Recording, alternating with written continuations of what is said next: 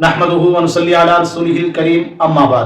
میرے دوستو، ایک ایسا گناہ جس کی وجہ سے ایک انسان کے سارے اعمال کو اللہ نے ضائع کر دیا، اور ایک ایسا گناہگار بندہ جس کو اللہ تبارک و تعالیٰ نے معاف فرما دیا، اللہ نے اس کی مغفرت فرما دی۔ تو یہ کیسے ہوا؟ یہ جو واقعہ میں آپ کو سنانے لگا ہوں، یہ واقعہ رسول اللہ صلی اللہ علیہ وسلم نے حدیث کی کتابوں کے اندر میرے دوستو ذکر فرمایا۔ اللہ کے نبی علیہ السلام کی حدیث مبارکہ کا مفہوم ہے کہ بنی اسرائیل کے اندر ایک آدمی نے ایک آدمی کو گناہ کرتے ہوئے دیکھا، اور اس نے اس کو روکا اور ایک جملہ ساتھ یہ کہہ دیا کہ اللہ کی قسم، اللہ تجھے کبھی معاف نہیں کرے گا۔ اللہ تبارک و تعالیٰ نے وقت کے نبی پر وحی بھیجی، فرمایا کہ میرے نبی ذرا اس کو یہ بتلاؤ کہ یہ کون ہوتا ہے میری رحمت کو روکنے والا، یہ کون ہوتا ہے میری رحمت میں مداخلت کرنے والا، میں جس کو چاہوں معاف کر دوں، میں جس کو چاہوں پکڑ دوں، یہ کون ہوتا ہے قسمیں اٹھا کے کہنے والا کہ اللہ تجھے کبھی بھی معاف نہیں کریں گے۔ یہ اس کا جملہ اتنا خطرناک تھا کہ اللہ تبارک و تعالیٰ نے جس نے قسم اٹھائی تھی اس کے سارے اعمال کو ختم کر دیا،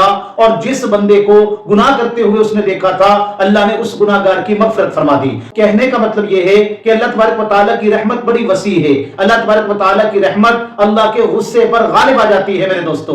تو ہمیں برداشت کرنا چاہیے، ہمیں گناہگار سے نفرت نہیں کرنی، ہمیں گناہ سے نفرت کرنی ہے۔ ایک آدمی چوری کر رہا ہے تو چور سے نفرت نہیں کرنی، اس کے چوری والے کام سے نفرت کرنی ہے۔ اگر ہم چور سے نفرت کرنے لگ جائیں گے تو پھر اس کو سمجھائے گا کون؟ اگر گناہگار سے ہی نفرت کریں گے تو پھر میرے دوستو اس کو سمجھائے گا کون؟ تو برداشت کرنا ہے۔ ہمارا دین ہمیں برداشت سکھاتا ہے، حلم سکھاتا ہے، صبر کرنا سکھاتا ہے۔ حدیث کی کتابوں میں آتا ہے اللہ کے نبی نے فرمایا کہ اللہ سے بڑا صابر کوئی نہیں، اللہ سے بڑا حلیم کوئی نہیں، اللہ سے بڑا بردبار کوئی نہیں، اللہ سے بڑی برداشت والی دنیا کے اندر کوئی ذات نہیں ہے میرے دوستو۔ آپ اندازہ لگائیں اس سے بڑے خطرناک کلمات اور جملے کیا ہو سکتے ہیں کہ عیسائیوں نے حضرت عیسیٰ علیہ السلام کے بارے میں یہ عقیدہ بنا لیا کہ وہ اللہ کے بیٹے ہیں، اور یہودیوں نے یہ عقیدہ بنایا کہ حضرت عزیر علیہ السلام اللہ کے بیٹے ہیں، اور جو کافر تھے انہوں نے یہ عقیدہ بنایا کہ فرشتے جو ہیں وہ اللہ کی بیٹیاں ہیں، نعوذ باللہ۔ اب یہ کتنے خطرناک کلمات ہیں میرے دوستو،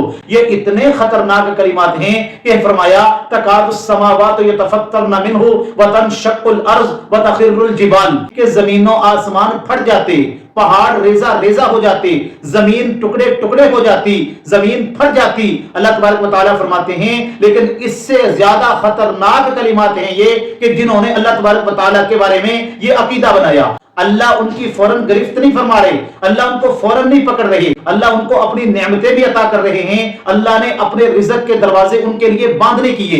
یہ ہے میرے دوستو اللہ کا علم، یہ ہے اللہ تبارک و تعالیٰ کی بردباری، یہ ہے وہ ذات جو سب سے زیادہ برداشت کرنے والی ذات ہے۔ میرے دوستو، برداشت کا ہمیں سبق دیا ہے دین نے۔ اللہ کے نبی علیہ الصلوۃ والسلام کے دور میں سیدنا ابو بکر صدیق رضی اللہ تعالی عنہ کا واقعہ کتابوں کے اندر موجود ہے۔ حضرت ابو بکر صدیق رضی اللہ تعالی عنہ کی بیٹی ہیں اما عائشہ صدیقہ رضی اللہ تعالی عنہا، یہ سرکار دو عالم صلی اللہ علیہ وسلم کی بیوی ہیں، امہات المؤمنین میں سے ہیں۔ جب ان کے اوپر تہمت لگی تو جہاں اور منافقین اس تہمت کے اندر شامل تھے، وہاں ایک پکے صحابی بھی لوگوں کی باتوں میں آ گئے جن کا نام تھا حضرت مستہ رضی اللہ تعالی عنہ۔ تو سیدنا ابو بکر صدیق رضی اللہ تعالی عنہ کی چونکہ حضرت اما عائشہ صدیقہ بیٹی تھی، اب حضرت ابو بکر صدیق رضی اللہ تعالی عنہ ان پہ مال خرچ کرتے تھے، یہ غریب تھے، ان کو خرچہ دیتے تھے، مال خرچ کرتے تھے، میرے دوستو ان کی خاطر تواضع کیا کرتے تھے، تو ان کے اوپر خرچ بھی کیا کرتے تھے۔ تو حضرت ابو بکر صدیق رضی اللہ تعالی عنہ کو غصہ آ گیا۔ اب غصہ آنا یہ فطری چیز تھی کیونکہ ان کی بیٹی تھی، حضرت ابو بکر صدیق بھی تو انسان تھے، دل میں خیال آیا کہ دیکھو میں ان پہ خرچ بھی کرتا ہوں اور یہی میری بیٹی کے اوپر ان تہمت لگانے والوں میں شامل بھی ہو گئے ہیں، یہ بھی باتیں کر رہے ہیں۔ جب غصہ آیا تو خرچ کرنا بند کر دیا۔ اللہ تبارک و تعالیٰ نے فوراً قرآن مجید کی یہ آیت اتاری، وَلَا يَأْتَلِ أُولُو الْفَضْلِ مِنْكُمْ وَالسَّعَةِ، فرمایا کہ اللہ تبارک و تعالیٰ یہ کہتے ہیں کہ دیکھو جو فضل والے ہیں، جو وسعت والے ہیں، جو مالدار ہیں، جن کو اللہ نے مال اور رزق دیا ہے، ان کو یہ بات زیب نہیں دیتی کہ وہ ان لوگوں پہ خرچ کرنا بند کر دیں جن کے پاس مال نہیں ہے۔ تو میرے دوستو، سیدنا ابو بکر صدیق رضی اللہ تعالیٰ عنہ نے فوراً توبہ کی اور دوبارہ خرچ کرنا شروع کر دیا۔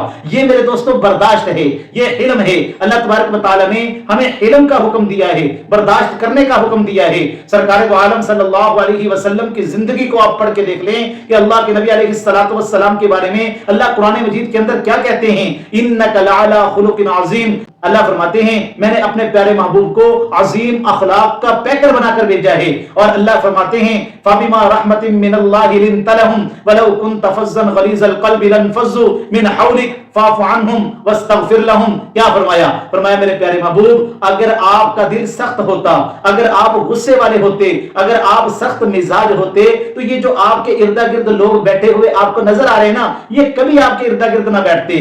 میں نے آپ کے ارد گرد ان لوگوں کو اس لیے بٹھایا ہے فَبِمَا رَحْمَةٍ مِّنَ اللَّهِ لِنْتَ لَهُمْ، یہ اللہ کی رحمت ہے کہ اللہ نے آپ کو نرم مزاج بنایا ہے، اللہ نے آپ کو بردبار بنایا ہے، اللہ نے آپ کو برداشت کرنے والا نبی بنا کر بھیجا ہے۔ ان کے لیے آپ استغفار بھی کیا کریں اور ان کے لیے دعا بھی کیا کریں۔ تو میرے دوستو اگر آپ یہ چاہتے ہیں کہ لوگ آپ کے قریب ہو جائیں، آپ یہ چاہتے ہیں کہ لوگ آپ سے محبت کرنے لگ جائیں، اگر آپ یہ چاہتے ہیں کہ لوگ آپ سے مانوس ہو جائیں، لوگ آپ کی دل سے عزت کرنے لگ جائیں، تو پھر اپنے اندر میرے دوستو بردباری، حلم، برداشت کو پیدا کریں۔ اگر یہ صفت آپ کے اندر آ گئی، انشاءاللہ اللہ تبارک و تعالیٰ آپ کا مقام اتنا بلند کر دیں گے کہ دنیا والے بھی آپ کی عزت کریں گے، اور آخرت کے اندر بھی اللہ تبارک و تعالیٰ آپ کو عزت والا مقام عطا فرمائیں گے۔ اللہ تبارک و تعالیٰ ان باتوں کو سمجھنے کی توفیق عطا فرمائیں۔